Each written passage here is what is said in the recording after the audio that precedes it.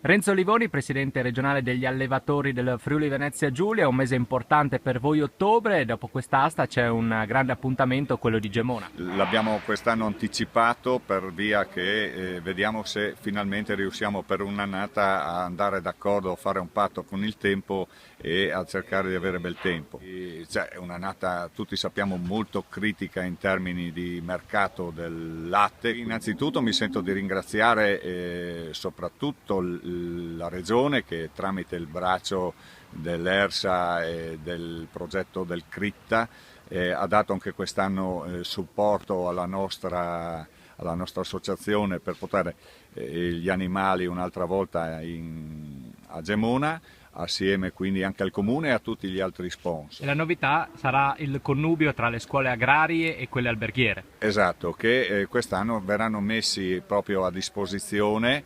per far vedere intanto tutto il nostro materiale genetico che esponiamo e per quanto riguarda la scuola alberghiera per far degustare alla gente i prodotti derivanti dal latte, quindi i nostri formaggi. L'accoppiata Montasio-Pezzata Rossa sarà il filo da seguire per i prossimi anni. Certamente, senza di questi noi, vedi l'esempio del latte in polvere che da quello che ho saputo è stata fatta una conquista, diciamo, abbiamo messo fine a questa diaspora fra l'Unione Europea e l'Italia, quindi possiamo quindi essere sereni.